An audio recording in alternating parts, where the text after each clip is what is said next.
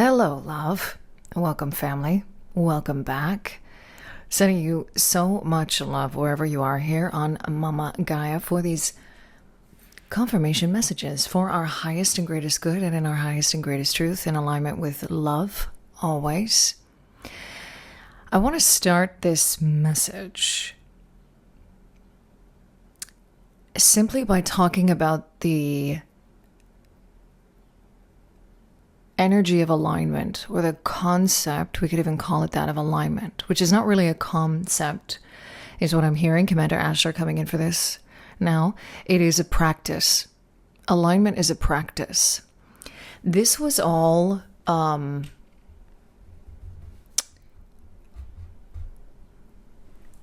going to start by kind of backtracking over the last couple of days,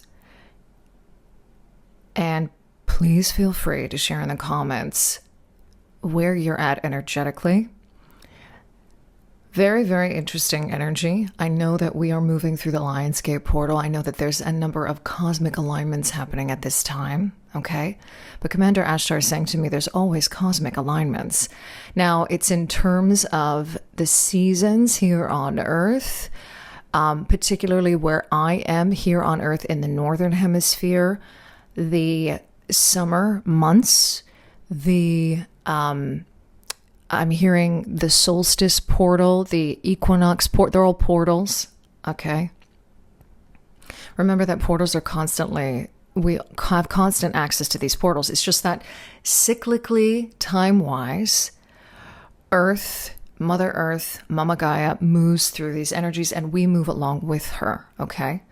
Same thing with the energies of the moon, the planets, the stars. Okay, we're all kind of connected in constantly in cosmic interaction.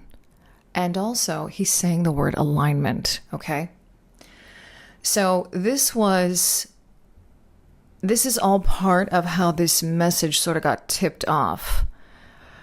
My mother came across an interview with Kim Iverson and Darius J. Wright. I have never heard of Darius J. Wright. If any of you have, please leave a comment below. I'm really curious. I very, very synchronistically came across him through my mom, which I think is really interesting. We're going to get to that in a moment, because it's all connected to a lot of sort of mother lineage, Mama Gaia stuff, just matriarchal energy in general. And Darius J. Wright, his energy is very, very interesting. It's very, very ancient. When he speaks and he talks about certain things, I'm going to use the word here in terms of cosmology, or understanding simply the universe, the quantum field, and the constructs that we live in, and essentially him being a consciousness explorer, really. When he speaks about certain things, I find I have a visceral response. I have a lot of emotional release when I hear him speak. It's very interesting. And I'm feeling called to share this with you because this might be something that some of you are experiencing, okay? One thing that has been ongoing for me since 2020 is this peeling away of layers of walls, I guess you could say, around the heart space, and constantly feeling and tapping into this energy of heart expansion, okay? And it's interesting how it feels. And again, I'm curious to see how many of you are feeling with this too. I am, by the way, holding this massive piece of rose quartz for this particular message. I just thought I would share that and bring that sort of energy right into this reading as well, because this is one crystal that I have always been attracted to, resonated with from a really, really young age. And I find that it is incredibly I mean, we are in Leo season, and Leo is connected to the heart. I keep on hearing lion-hearted with that. That's another synchronicity coming through. I came across a work of photography and writing that I had done. I don't know, it was probably in 2021 or 2022, where I was really working with that energy of the lion-hearted and the lion heart, you know? Very big-hearted energy. And essentially, one of the things that Darius J. Wright talks about that I am very much on board with and feel very seen when I hear someone talking about that, when I hear a soul speaking about this, is the energy of love and alignment to love. Love and the absence of fear. That essentially, at the end of the day, it all comes down to love. And that we come from an unconditionally loving source. And this got me thinking about the energy of alignment to the frequencies and the energies that simply by aligning to them and embodying them and being them, and essentially getting out of our own way around aligning to them, through that, we in a sense are untouchable. We are already untouchable in many ways. Our souls are untouchable. And this is something, again, that Darius J. Wright speaks about. And again, I only just discovered this beautiful soul recently. And already it's like, you know, everything that he speaks about was very confirming for me in a way that felt, I didn't realize that there was still this part of me. You know, when you just find yourself, like, how can I describe this? When you're so moved, I just find that I start crying when I listen to him. And it's not like he's saying anything specific to make me feel in any way emotional. And the crying that comes through when I listen to what he says, it's more about a release in a way of, it's a combination of this sort of release of energy, the grief that still is a little bit there for me around, I guess, not being seen and not being understood, even though, again, I've done like so much release around that, you know. It's just beautiful to be seen, and it's beautiful to be recognized, and it's beautiful to be understood without having to say anything, without having to explain anything. And I think that this is another example of what's happening right now.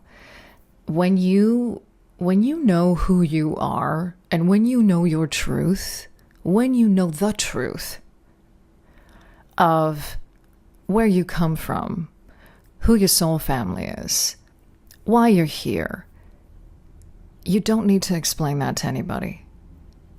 You just say it like it is. Everything's matter of fact. And Commander Ashtar, what he's saying to me is that's just another example of being in alignment.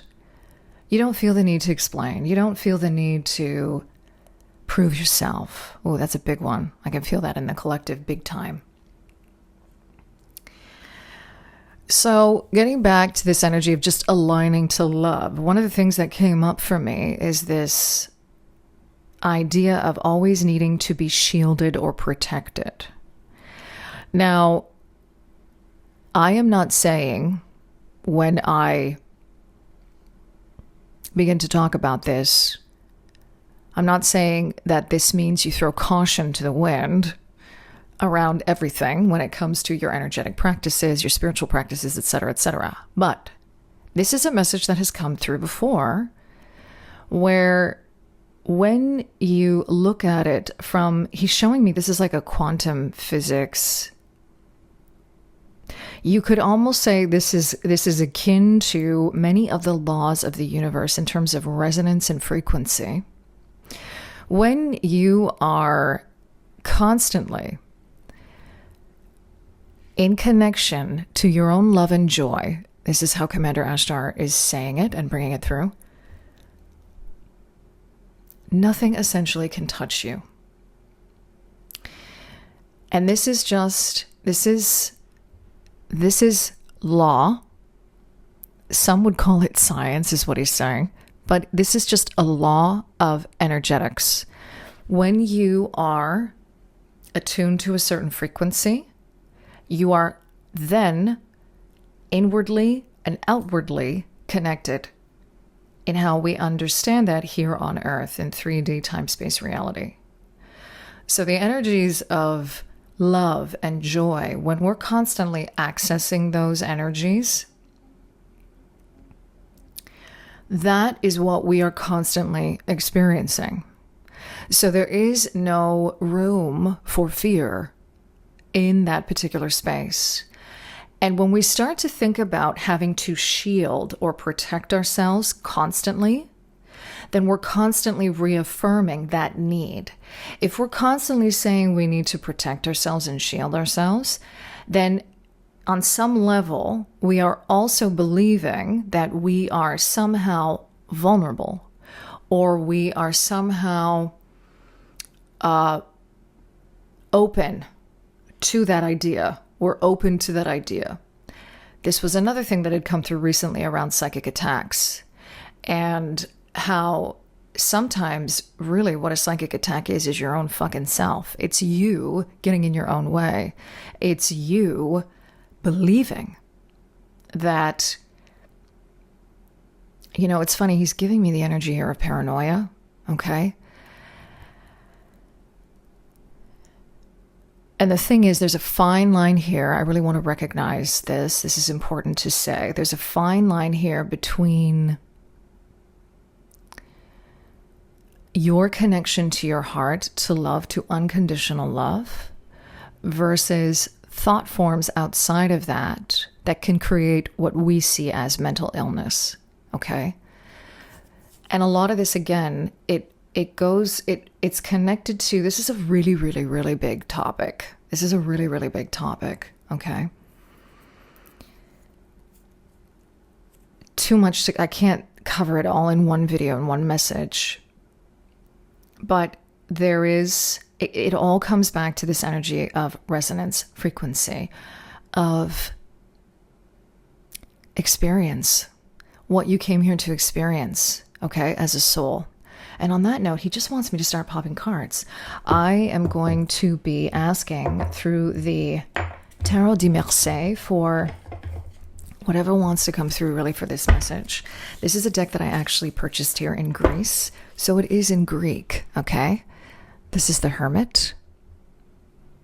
Got some Greek letters in there. O Eremitis, okay. This is the energy of going within. This is the energy of understanding the light within. This is the energy of knowing that we are all divine, that we are... I'm hearing the phrase samples of source. Samples of source. And he's being cheeky when he says that, Commander Ashtar. Because we have to look at it as you are your own universe. You are your own connection to source. This is the very divine principles of going within. It's interesting because I'm also finding what's happening lately is we talk about divine feminine, we talk about divine masculine, but there's so many aspects of the divine masculine that also exist in the divine feminine and vice versa. When we start to get to look at it from a unity perspective, it's almost like these kind of principles, they matter, but then they don't. We understand them as such here on Earth. It helps us to understand. Just like the concept of being safe, knowing that you are protected can help you to open up. And that's part of the process and part of the journey. But we have to also be aware of where we are perpetuating a kind of consciousness that still keeps us limited. And what he's giving me as an analogy for that, funny enough, connected to the hermit here, is the hermit that closes himself off from the world. If you're here and you're watching this video, just like, and this has been coming through, especially the last 2-3 messages, you're here to interact with the world. You're not here to close yourself off from it. And Starseeds, Empaths, this can really be a struggle, right? Because again, we can feel very misunderstood. We can feel like we do not fit in here. We can feel like we're literally like anomalies, like we are from another planet, which many of us are. We are from other galaxies. So this world can feel very strange to us, right? But there's a reason why you came here. The energies of Ashe are coming through now for that too. There's a reason why you came here. Why are you here? Why would you even be here then? So for you to be experiencing those feelings means in some way, shape, or form that you have chosen to experience them. And as easily as you have chosen to experience them, you can then choose to shift that or take that and transmute that and understand that that's gold. A very beautiful soul recently, just last night in a conversation, said to me, your mistakes, and I can even put those in quotation marks, right? As we understand them, your mistakes have made you who you are.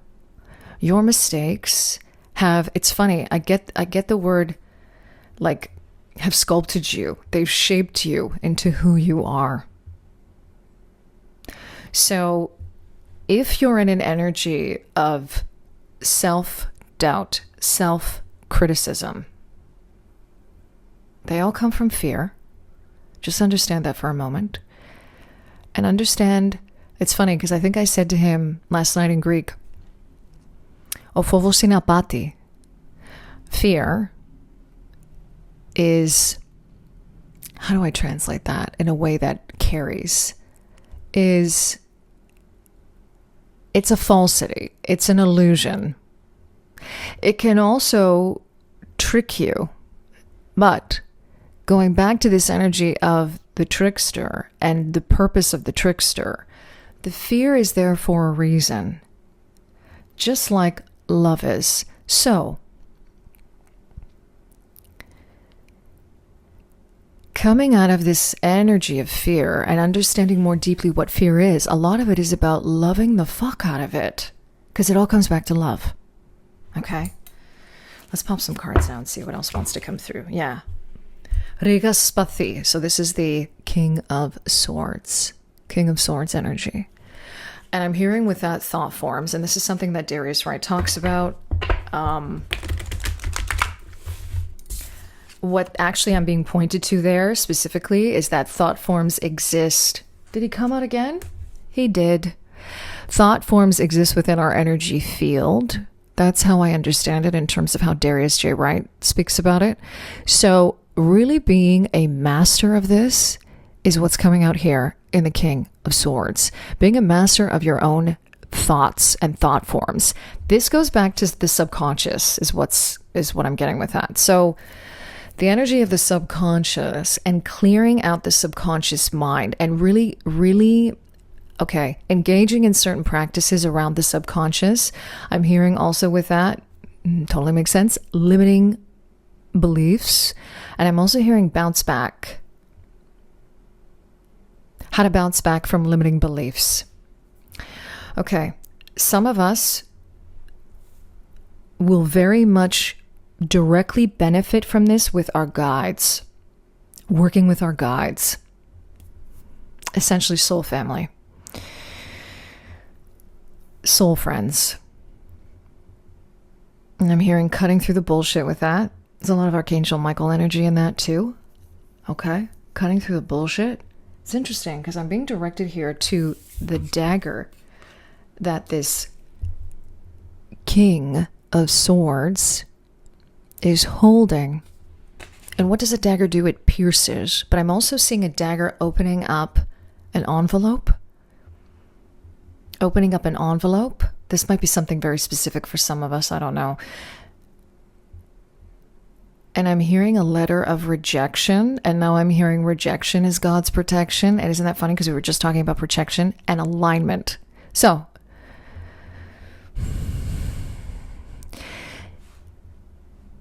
some of this energy as well is around rejection and feeling, again, it's just another form of feeling like you do not fit in.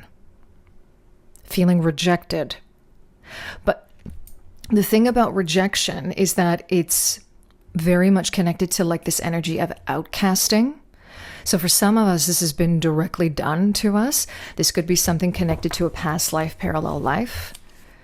Ace of Cups is at the bottom of the deck, and this goes right back to the heart center. We're going to take that and put it next to, and the Hierophant as well. We're going to take that one too, because this is all about these energies of feeling rejected and outcasted, and this hierarchy of spirituality, which does not exist. There is no hierarchy, and it's all about coming back to the heart, the energy of love. The Venusians, the energy of Mary Magdalene, really coming through strongly for that, which goes back to this matriarchal energy. The Magician, it just keeps on going, doesn't it? Yeah. So what's interesting is that what I'm getting with that is you are the creator with of your own reality, plain and simple. But we also have to go through these experiences to understand that. A lot of the times we do, as part of the experience of being here on Earth. Triakupa, so the Three of Cups.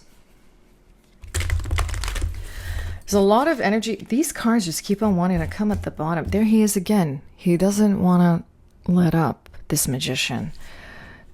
So the Three of Cups is right relationship. That's what I'm hearing with that. And this is something that the Venusians have brought through before specifically. Being in right relationship. This is a huge focus right now, energetically. And it's funny because we're talking about the Lionsgate portal. We're talking about the Eclipse portal. We're talking about all these things. This is all about relationship. Like, where is the Earth in relation to certain stars? Where is the moon in relation to this, the Earth? What is the moon, period?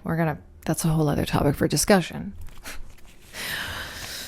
And I'm seeing a zebra with that. Isn't that funny? There's an energy of like this black and white kind of mentality around that wants to come through, interestingly enough. I'm also getting that song, My Stripes. I can't remember the name of the artist for that. But it's like, a lot of what that song is about is being your true self and being in your authenticity. And it starts with the line, well, I've been contained, but there's a power here to be set free, my love.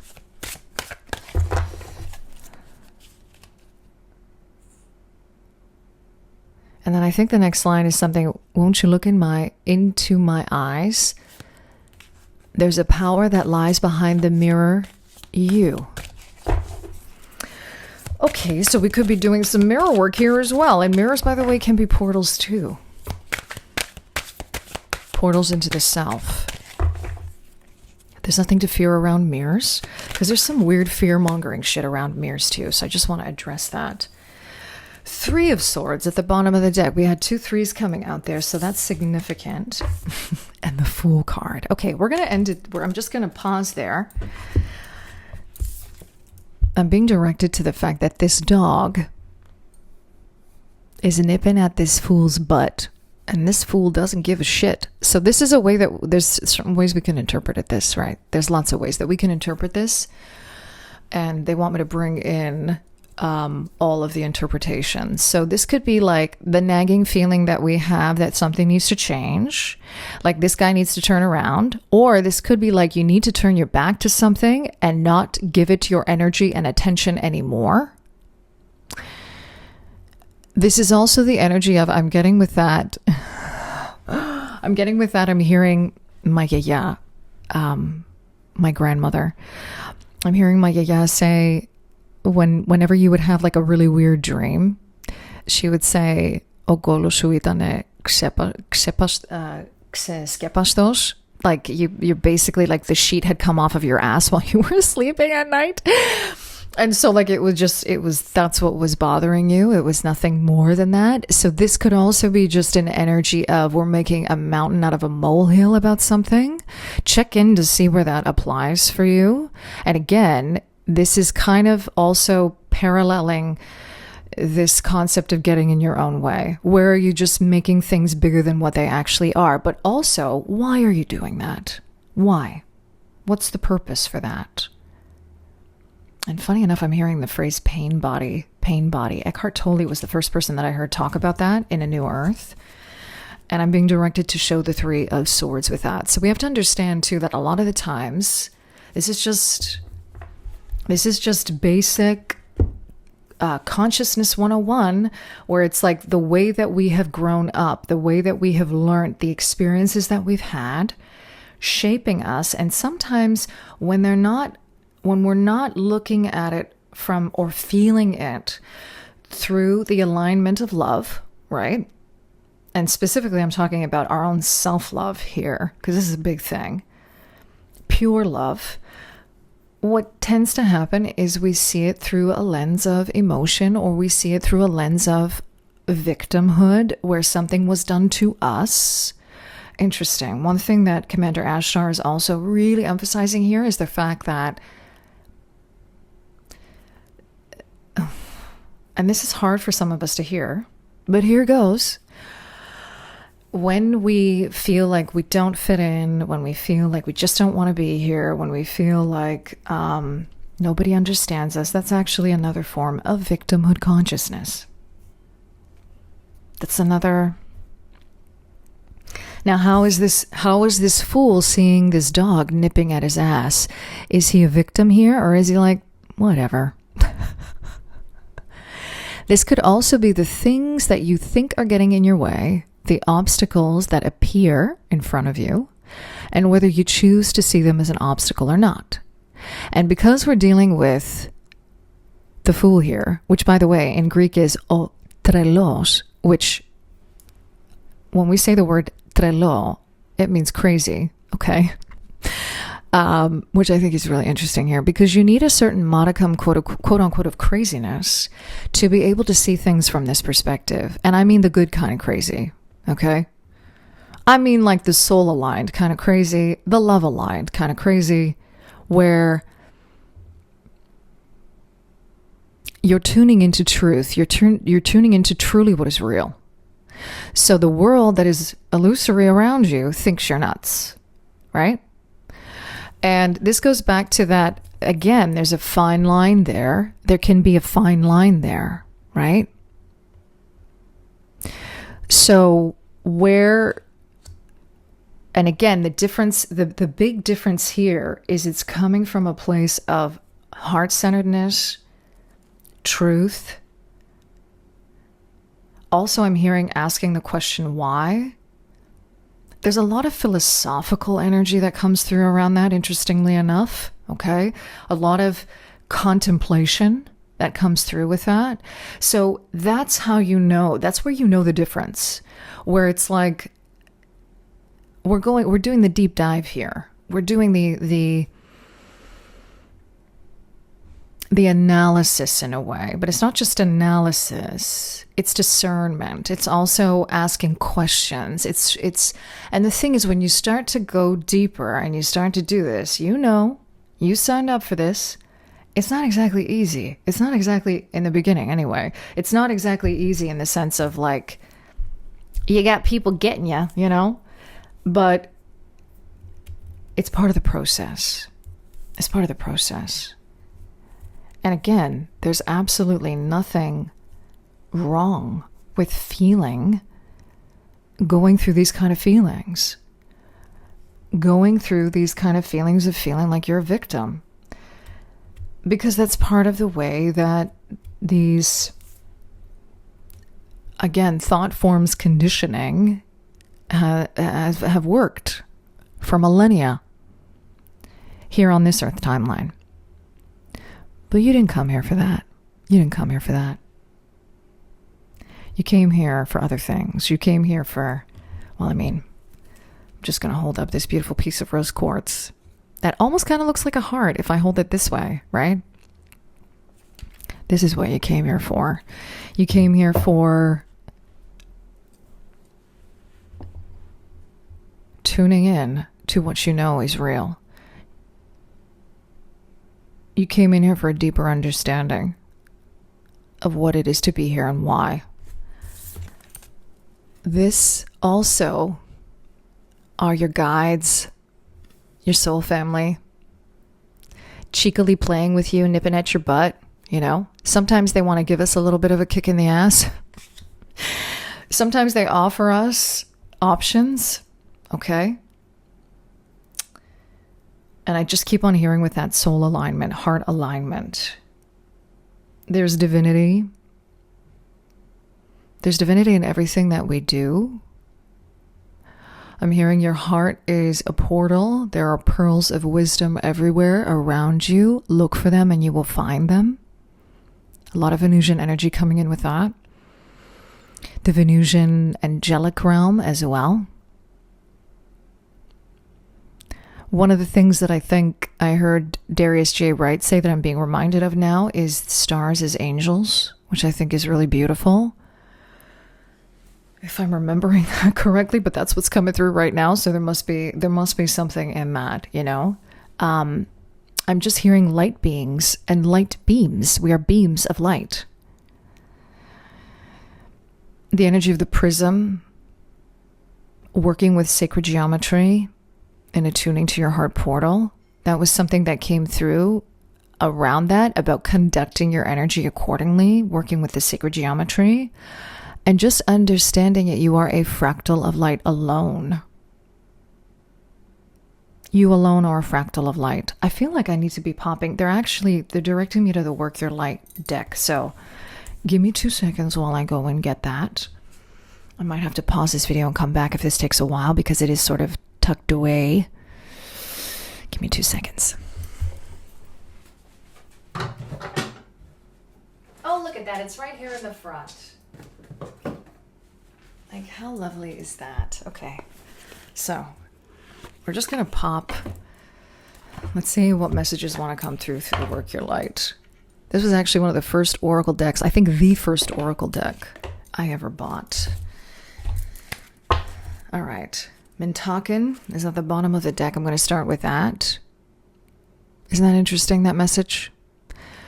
Longing for home, belonging, the original Lightworkers.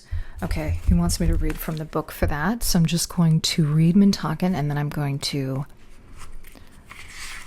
also shuffle do another little shuffling. I hope I'm going in the right way here, because this particular deck is also not in alphabetical order. Funny, I just came across the don't dim to fit in message, which there's another message there as well. Not dimming to fit in. And also simply the energy, again, of embodying who you truly are from the heart. It's as simple as that. That's when the fear just starts to dissolve. Okay. They're asking me to read the transmission for here. So it says here to hold the card on your heart and say the following, but they're simply directing us to put our hand, your hand, on your heart, and to listen And I'm inviting you as well to repeat the following if you feel called to do so. I allow myself to be truly here and at home on this planet. I release any grief around not belonging or feeling held and call in the perfect home. Yeah.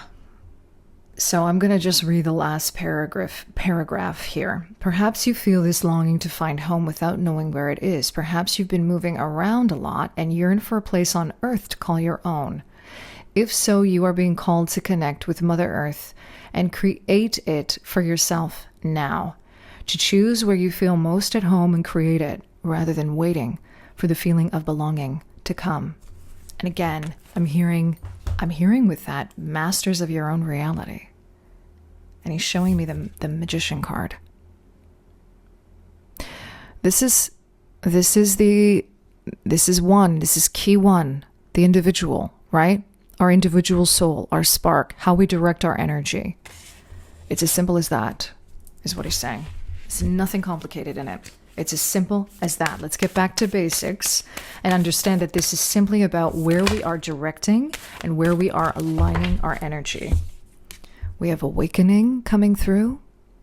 Interesting, because one of the things that Darius J. Wright teaches, and has been teaching for years, decades I believe, is controlled out-of-body experiences. And this is reminding me exactly of that. Energetic upgrades, a new way of being, integration. So for some of us, integration is underway, is what I'm hearing. And this is also connecting to the message that had come through. I will link it here, about the river thud, Eridanus, the herds awakening. Okay, souls coming online and awakening. It's connected to this. And it's connected to this energetic portal. Especially this time period now. I keep on hearing August. So that's part of the timely aspect of this timeless message. Answer the call is the next card. What is your soul calling you to do? Answer the call. What is your soul calling you to do? This is coming off of the last or the second last message about with Asha coming through and the energy of don't get carried away. It's time to get down to business. And deep replenishment. Retreat, rest, and be held. A lot of Mary Magdalene, divine feminine energy in that. I'm hearing in the deep replenishment we find the way. So this is a counter energy to overthinking, being too much in the mind, trying to figure it all out, doing way too much research, analysis paralysis. Take a break, give yourself a rest, go for a little walk, hug your favorite tree, spirit, speak to the Fae. There's so much Mama Gaia energy coming in with that as well, and water too. Okay, with this particular card. Go for a swim. If you can do that, take a bath, take a shower, and just connect. Just allow yourself to rest. What I'm getting here is the image of being in the shower and allowing like the water to pass over you and seeing that water and the water spirits, mana idor, and allowing the water spirits to take and transmute that energy off of you. Okay. Protection is at the bottom of the deck. Call back your power, cut the cord, soul retrieval. You see? Look at that. What I'm hearing Commander Ashtar say with that is protection is just about saying no. What you will not agree to. So it's the energy of boundaries. The energy of boundaries. Interesting that we've got this sort of eclipse happening here. I'm hearing Ring of Fire with that. And I'm seeing with Ring of Fire that energy around us. Okay, so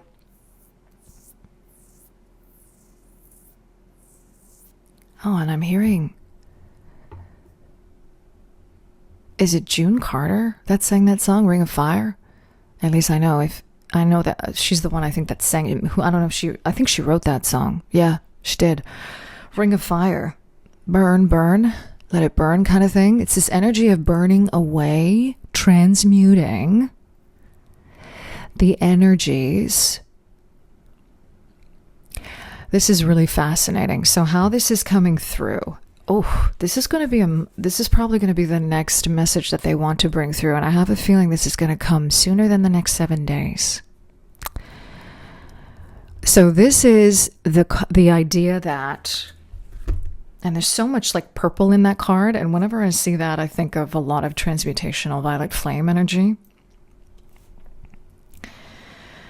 And they're giving me the imagery now of an eclipse and the transmutation of energy that is like symbolic in an eclipse. So this idea of the ring of fire and burn is transmutation and being a transmuter of energy. Because energy never dies, it just it shifts. It can metamorphosize, right? It can change. And this is another message that's come through before about this whole idea of clearing your energy. Like we always clear out the negative energy, clear away the negative energy. And I'm not saying that to be facetious or anything, okay? But there's a lot of indoctrination, programming, even in the spiritual community around what energy is. And there's some limiting ideas about that, is what Commander Ashtar is showing me. So he's showing me the Magician again. Okay, so this is the idea, again, of this transmutation, alchemy of energy. Studying alchemy. Meditating on alchemy. You know what he's showing me? He's showing me, instead of going to the books, instead of going to the occulted knowledge around what alchemy is, ask what it is and ask to be shown it by God, source, your guides, your higher self. Meditate on it that way. The other thing he's showing me is being in nature. Being in nature and understanding. It's funny, he's showing me animals. He's showing me the mama cat that's living in our yard and the 2 kitties that she's given birth to, who are growing and absolutely adorable right now. They're perfect examples of how alchemy works. And how they transmute energy. And how they're very present. That's what he keeps on focusing on here. When you're present, this is a huge thing. This is a whole other topic as well to explore. When you're constantly present and in the present moment, there's massive power in that for alchemy to take place. You don't hold on to things when you're constantly in the present moment, so there's no energy that can necessarily attach to you. You do not live in a perpetual state of fear when you're constantly present. And he's showing me specifically with the presence of what he means by that is when you're constantly in a state of awareness. It's very much about mindfulness. It's very much about being mindful of your own energy and understanding your own energy. That's how it's coming through. I'm just wondering if there's any other ways that we can explain that, Commander Ashtar. I'm just seeing funnels of light now right above us, like above our heads. Okay, he's talking about this as a constant connection to source. So understanding when we're constantly in the present moment, we're actually constantly accessing source. We have a bigger portal or gateway or window to source energy when we are constantly present. Hence the reason why meditation and the practice of, he's reminding me of the work of Alan Watts now. This one thing that Alan Watts said about meditation changed everything for me when I heard it. He basically said it's about listening. So you get so still, and that doesn't necessarily mean physically still. It means your focus and your energy gets so still that you pay attention to everything. So take meditation as an example of that, okay? 4444 on the counter. So when you close your eyes and you sit in a room, whether it's quiet or loud, it doesn't matter, and you just listen to everything. He's also showing me feeling as well, like really paying attention to your body in a physical space. The seat that you're sitting on, your feet on the floor, that kind of thing, right? The clothes that you're wearing, how they feel against you, the air against your skin, your body, okay? How it's feeling is similar to that. It's this concept of just listening, just really listening. So let's do it for a moment right now as we close out this reading.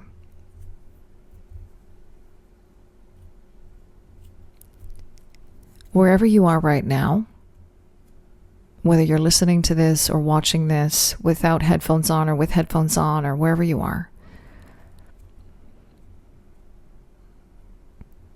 just listen. If there are thoughts that come up, just listen. There's no need to judge. He's also showing me them passing like ticker tape, like right in front of you. Like kind of put them into words, see them in words, and let them pass in front of you. This is a really powerful exercise. Just observe them. The crazy thing is, though, that when you do this exercise of just sitting in a room and listening to the sounds in a room, physically, what's going on in the room,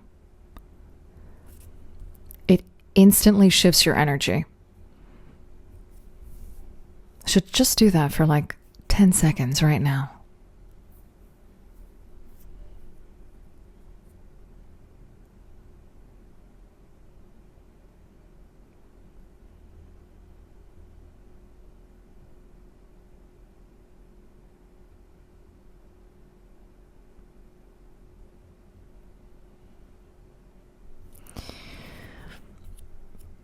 This is how we begin to access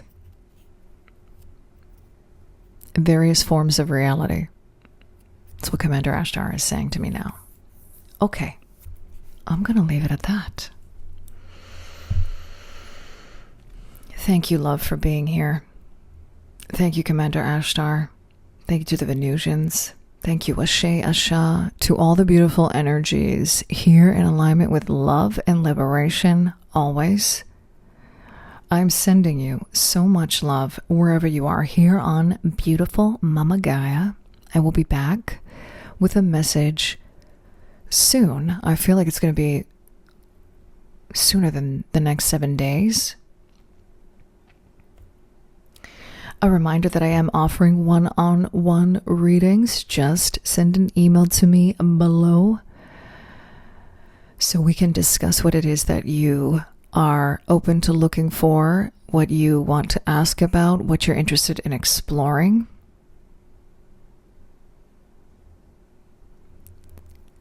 And that's it. That's it for this one. I'm sending you so much love wherever you are. In love and liberation, always.